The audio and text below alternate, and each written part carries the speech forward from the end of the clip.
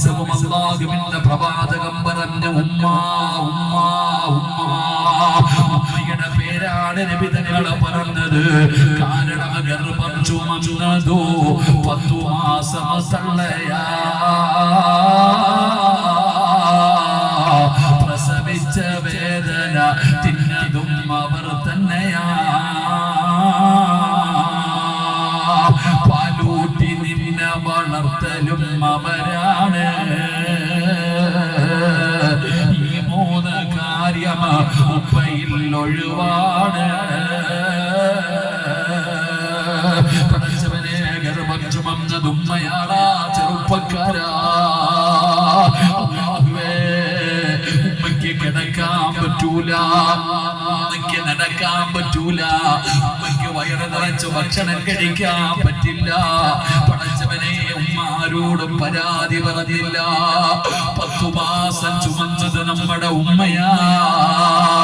മോനെ ചിന്തിച്ചിട്ടുണ്ടോ? നിന്റെ ഭാര്യ ഗർഭിണിയായ തറയിൽ വെക്കാതെ കൊണ്ട് നടക്കുന്നല്ലോ.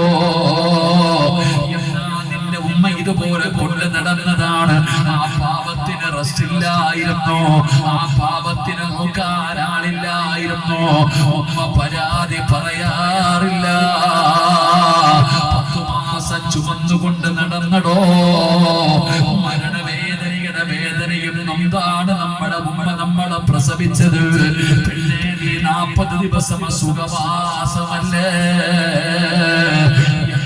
നമ്മുടെ ഉമ്മ പ്രസവിച്ചതിന്റെ തലേ ദിവസം എഴുന്നേറ്റു ഭക്ഷണം വെച്ചവളാ. ഉമ്മ രോഗിയായതിന്റെ കാരണം നമ്മളാ. ഉമ്മയുടെ ആരോഗ്യം നഷ്ടപ്പെടാനുള്ള കാരണം നമ്മളാ. ഉമ്മ പരാതി പറഞ്ഞിട്ടില്ലടോ. അല്ലാഹുവേ 2 വയസ്സ് വരെ ഉമ്മ പട്ടിണി കിടന്നാലും നിന്നെ പട്ടിണി കിട്ടത്തില്ല നിന്റെ ഉമ്മ. എപ്പോഴും നിനക്ക് പാല് തന്ന് വളർത്തിയത് ഉമ്മയാണ്. ആ ഉമ്മയാണ് നമ്മളെ പൊന്നുപോലെ വളർത്തിയത്. അതാണ് നബി തങ്ങൾ പറഞ്ഞത്. ഉമ്മയ്ക്ക് വല്ലാത്ത സ്ഥാനമാ.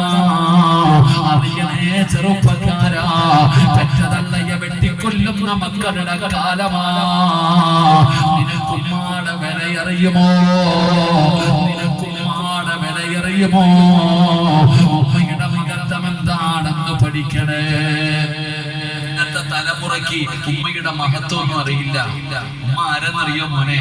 ഒരാള് നിസ്കരിക്കാൻ വേണ്ടി കൈകെട്ടി ആരെങ്കിലും വന്ന് വിളിച്ചാൽ ആ കെട്ടിയ കൈ അടിക്കാൻ പാടുണ്ടോ?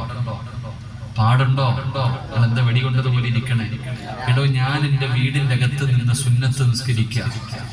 ഞാൻ സുന്നത്ത് നമസ്കരിച്ചു കൊണ്ടിരിക്കുന്ന സമയത്ത് എന്റെ ഉമ്മ വന്നിട്ട് വിളിച്ചു, മോനെ സിറാജേ, മോനെ സിറാജേ എന്ന് എന്റെ ഉമ്മ വിളിച്ച ഈ അള്ളാടെ മുമ്പിൽ കെട്ടിയിരിക്കുന്ന കൈ അടിച്ചിട്ട് എന്തേ ഉമ്മ എന്ന് ചോദിക്കണേ എന്ന് നബി മുഹമ്മദ് മുസ്തഫ. നബി മുഹമ്മദ് മുസ്തഫ നിസ്കരിച്ചു കൊണ്ടിരിക്കുക. സുന്നത്ത് നമസ്കരിച്ചു കൊണ്ടിരിക്കുന്ന സമയത്ത് ആര് വിളിച്ച കൈയടിക്കണം? ഉറക്കപ്പറ, ആര് വിളിച്ച കൈയടിക്കണം? നമ്മുടെ ഉമ്മച്ചി വന്ന് വിളിച്ച നിസ്കാരമല്ല എന്തേ ഉമ്മ എന്ന് ചോദിക്കണം. അതാ ഉമ്മ. അറിയോടാ നിനക്കൊക്കെ? ഇന്നത്തെ മക്കൾക്ക് അറിയോ? പെറ്റ തള്ളയെ തല്ലുന്ന ഇട കഞ്ചാവടിച്ചവൻ വെട്ടിക്കൊന്നു. അതാ ഇന്ന് വലിയ വാർത്ത. കഞ്ചാവടിച്ചവൻ വെട്ടിക്കൊന്ന വാർത്ത വയ്ക്കുമ്പോ നമുക്ക് വല്ലാത്ത അത്ഭുതം. എടാ, കഞ്ചാവടിക്കാത്തവൻ പെറ്റ തള്ളയെ തല്ലുന്നില്ലേ? അതാലോചിക്ക്. ഉമ്മാനെ തല്ലുന്ന എത്രയോ മക്കള് കഞ്ചാവ് അടിക്കാതെ തന്നെ തല്ലുന്നില്ലേ?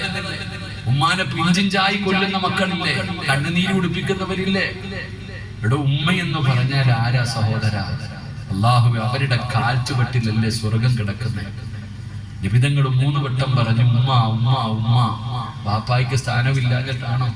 ഇവിടെ വാപ്പ ആരെന്നറിയോ? എടോ, വാപ്പ ആരെന്നറിയോ?